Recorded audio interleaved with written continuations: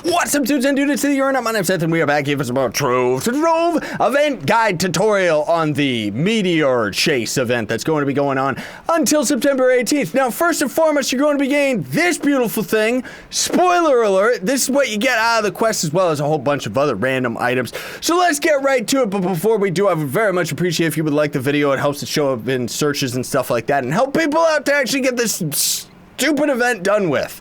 It's actually not that bad. It's not nearly as bad as this weird, crazy, Everdark event that we had to deal with. But the mount itself is going to end up being very, very beautiful, very, very big, and it's going to be a gliding mount for absolutely free.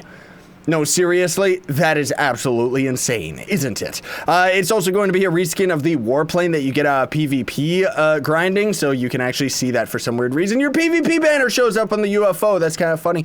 Also, try and use the Draco's ultimate and then equip the mount. It looks absolutely hilarious. So, first and foremost, the first part of the quest is going to be defeating an ancient Dracolich in a 3-star dungeon in the permafrost. So, I'm going to insert some footage. You're going to pretty much be searching for this 3-star dungeon specifically. You can find all the other ones randomly as well, but you're going to be looking for this specific enemy type to be in a 3-star only. While you can actually kill this enemy in 1-star dungeons, it's not going to actually end up counting towards the quest. For this part of the quest, you're going to want to go to the adventure world because that's where the permafrost biome first gets introduced, and thus it's going to be 10 times bigger than any of the other portals that you go into. Completing that segment is going to end up giving you an empowered gem box. So up next, we've got defeat a Robowraith 2.0, or at least 5 of them, in 3-star dungeons in the Neon City. So again, I'm going to insert some footage of a couple of the different dungeons that you can end up actually defeating these guys. And while you have to defeat 5 of them, I do want to stress this enough and give a shout out to my man Valor Warrior for finding this out,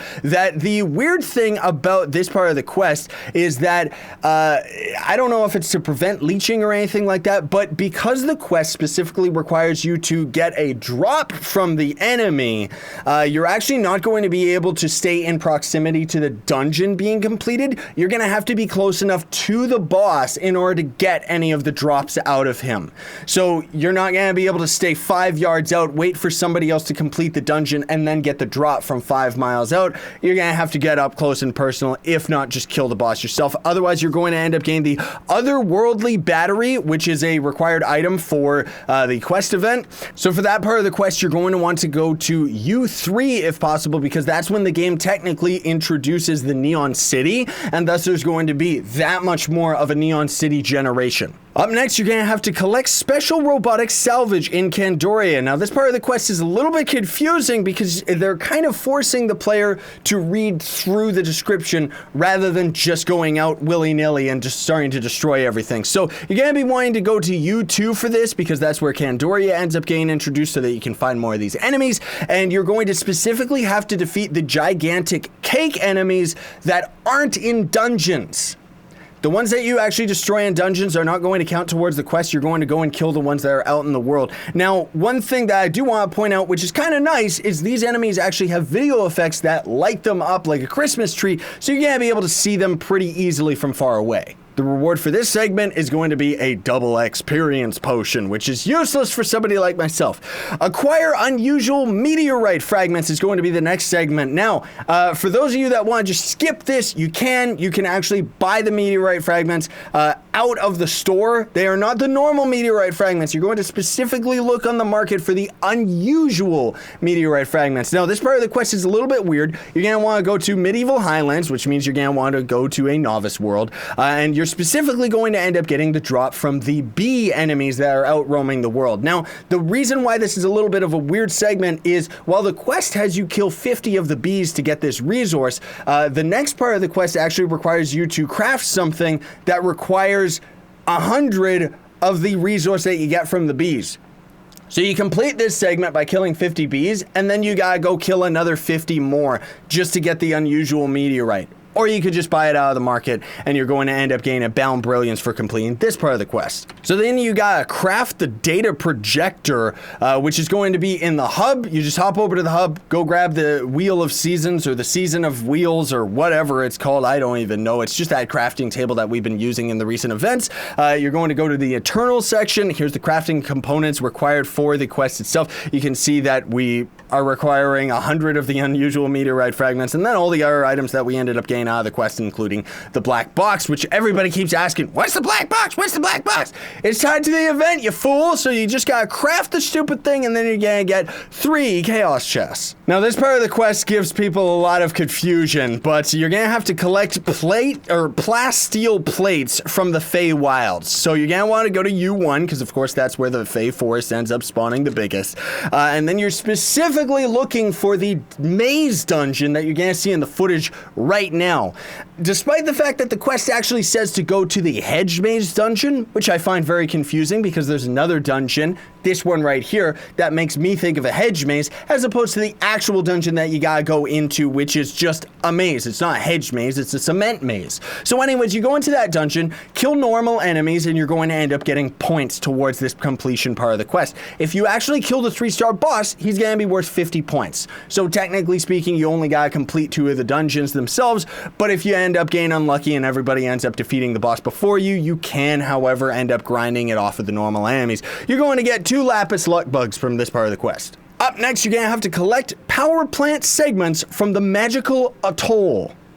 I find it hilarious how they actually use the in-game name for the biome, Magic Atoll, which is actually just the Fey biome in the drowned world.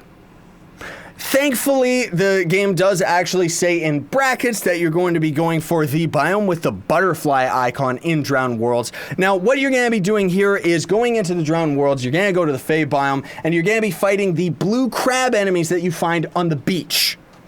I know it's a little bit weird, and honestly, a lot of this quest is mostly grindy just because of the fact that these are not event enemies, these are just normal enemies, meaning that they have to be a natural spawn. So you're not gonna see like 50 zillion crabs all over the beach like we did in the Shadow event that we did previously, right? So as you complete this part of the quest, you're gonna get yourself a free 9th life. And then probably one of the more grindy segments of the quest is completing 30 1-star dungeons. So just hop over into the novice world, complete all the dungeons, and then you're going to get the engine component. Then you have to collect fuel drops from Kandorian cupcake plants. So you're gonna be hopping right on back into the world U2 so that you can get the Kandorian biome to generating. You know those cupcakes that you find out in the world? Yeah, you're gonna have to walk over them or attack them or whatever, and they're going to have a chance to end up dropping the item that's actually required for this. Now, while I found it very laggy, generally I started to find 1 item per cupcakes. Means that you have to find,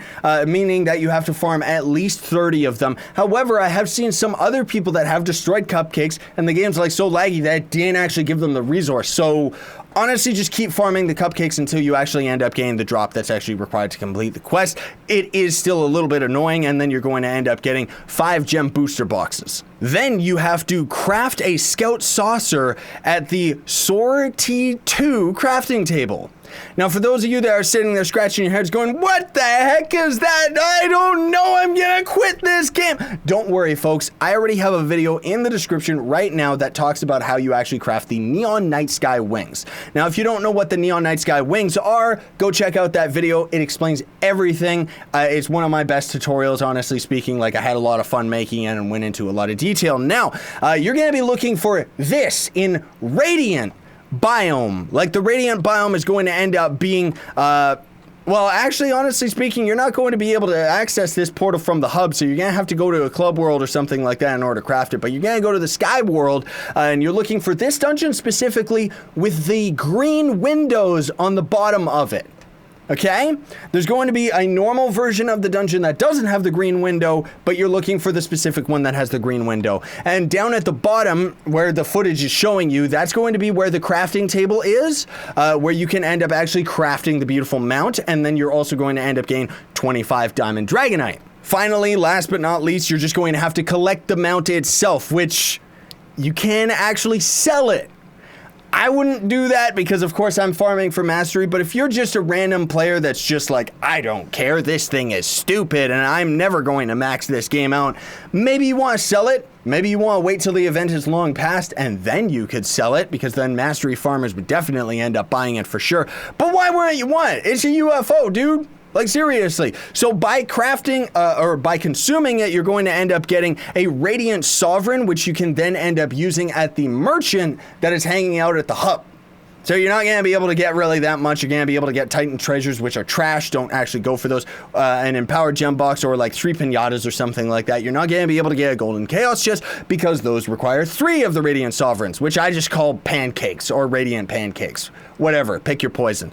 And of course, then you're going to end up getting, more importantly of all, this beautiful mount, which does end up gliding, and most of all, is absolutely gigantic and ridiculous. Fun fact, by the way, just before we call today's video, is that I remember actually seeing the modder's original version of this UFO, as well as a couple others that he was trying to get added to the game, and I kind of knew as soon as I saw this one that was big, clunky, and it was the Trove colors, I knew that that was going to be the one that was going to get added to the game. The other UFOs I very much liked over this one. That doesn't mean that I don't like this one, because I love space and stuff like that and aliens and everything. So it is still a very cool mount, albeit gigantic. Thanks so much for watching, everybody. Very much appreciate it. Hope you found this video helpful. Don't forget to like, share, favorite, and subscribe for more daily content, as well as building up loyalty points by my merch store. Links are in the description for that. Sign on, stay epic, everybody.